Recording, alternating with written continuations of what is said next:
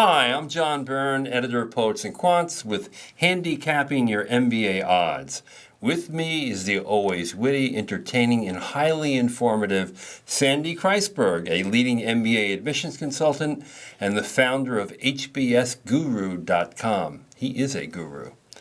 Well, we're here to handicap the odds of an MBA candidate who wants to get into one of the world's elite MBA programs.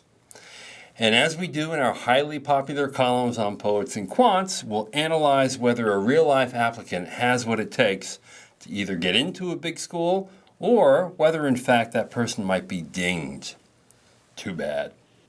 Today's candidate is a 25-year-old American male with a 730 GMAT and a super high GPA, 3.88, from what he calls a second-tier Ivy League institution.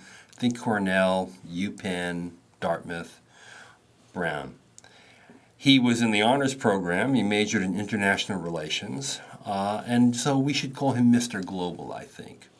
During college, he did internships with the Council on Foreign Relations, UN Peacekeeping, and a summer course in Beirut, Lebanon. He spent 3 months at Deutsche Bank in Berlin, writing a report on the Middle Eastern economy post-Arab Spring. And for the past year, he's been with a high-growth tech startup in Berlin, working in business development and strategy. He's hardly your typical American guy. After all, he speaks Arabic, German, and a bit of French. And he has very high ambitions to go to a very good business school. His target schools, Harvard, MIT, Columbia, and Stanford. Sandy, what do you think? Mr. Global has Stanford Business School written all over him. He's got the stats. He's got the politically correct summer gigs. He's got the right intentions. And he's their kind of guy. Let me go through that. Yeah. But before that, let me burst one balloon. This thing of going to a second-class Ivy, I don't know if he said that or you said that. He called it a second-tier Ivy. Well, that goes to show what a humble guy he is. Okay. That's actually true. Yeah. Right? There's no second tier. Well, there's Ivy and there's not Ivy. From business school admissions committees, Ivies are all great. Right. If you're a high school senior, you do get fixated on what they call HYP. Yes. HYP being Harvard, Yale, Princeton. You got that right. Right. Yes. Anyway, this is a great guy. The stats, 730 GMAT, boy, that's the perfect GMAT. It's like any higher, and you begin, like that means he's like a super smart, normal guy. Right, because if it's higher, you start thinking nerd. He's an idiot savant, right, yeah. 388 GPA, hardworking, focused. Right, at an Ivy, no less. Yeah, okay. Internships at the And what about his council. major? Major is economics. It's a pretty easy major. Economics is a terrific major. I'm not taking anything away from 3.88, though, okay? 388 in economics is impressive. Yes. No, it's this. People who want to get into Stanford, pay attention here. Council on Foreign Relations, UN Peacekeeping, summer course in Beirut, 11-month stint at Endeavor, Egypt. That is music to Stanford's ears. They love exotic people like that. They like people who are out there in combat zones. They like people in the Middle East. They like people who are supporting the underdeveloped populations. They just like that kind of exotica. That's what makes this guy attractive. Then what he does is he balances it out. This is one cloud I'd like to know about. He says, 3 months at Deutsche Bank in Berlin writing a report on the Middle Eastern economy. I don't know if that was a contract gig or if he was started at Deutsche Bank and said, this isn't for me. That could be a possible glitch that might need to be explained. He then moved to 1 year at a high-growth tech startup in Berlin. I don't know what that means, but it sounds good.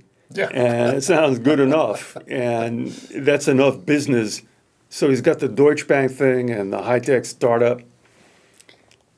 It would help if that's a real company, okay, and is not, you could say that, your roommate's business plan is a high-tech startup. Yeah. Okay, so it would help if that was a real company with venture capital backing or, sales or, any metric of, reality. Plus That his would role, right?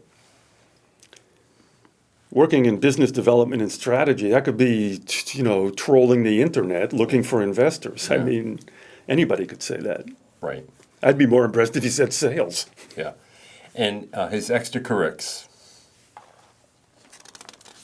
What are they? Let me see. I think he's just, I don't recall. He doesn't need any extracurrics. He's been running around too much. Yeah, that's true. And he is. Short-term goal, work for a consulting or a larger tech firm in the U.S. That sounds correct. Consulting is probably the better default. And Long-term wants to start an international venture capital firm. Sure. Say that the companies you're interested in providing venture capital to are impactful startups in underserved areas in emerging and innovative industries. Right. And to be consistent with his story, even on the consulting side, shouldn't he say that he wants to be in the Middle East practice or leverage his earlier experience to show a straight line? That's not as necessary as you think it is. Yeah. He's done great work there. He's left there. He's working in Europe. He's what'd you call him, Mr. Global? You got that right. Yeah. This guy is going to go where the global need is, where impact can be made. He doesn't have to limit himself to the Middle East. Okay, let's go to the odds. Stanford, which has a 7% acceptance rate. What do you think this guy's chance are? 50%? Wow. With acceptable execution? Right. That's really high for Stanford. He's got everything they love. Yeah. Okay, Harvard. 50% easy. Come on, it's got to be more, because if you think he's ideal for Stanford, Harvard really wants them. Oh, well, maybe. And they're going to bend over backwards I to don't get know. him, Yeah, so okay. Stanford doesn't I'll get him. leave those dual admit internal squabbles to the To Derek and to Dee. the D&D team. Yes, right. The admission directors at both those schools. How about MIT? They'd go for this guy. Yeah, totally. For sure. And his other school was Columbia, I think. Yeah. Columbia, unless he can make a New York case, they're very shrewd about sniffing out people who are using them as a safety. So if this guy wants to go to Columbia, I would really and the application allows you to do that, I would make a case why New York is important to him. Yeah. I mean, the other thing about Columbia is, for years they've been positioning themselves as sort of the international U.S. school. To the extent that this guy is Mr. Global, that plays into their branding.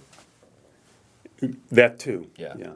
So That doesn't override their canine nose, their dog sniffing ability to sniff out people who are using them as safeties, just to be Mr. Nice and Mr. Cynical. Well, Mr. Global looks like he has a future at a very big and important business school. Yes, he does. Thank you, Sandy, and good luck to our candidate. If you're interested in having your odds assessed by Sandy, go to poetsandquants.com, look for our handicapping series, and leave your profile in the comments, and we'll get Sandy to take a look. Meantime, good luck to our candidate, and good luck to you.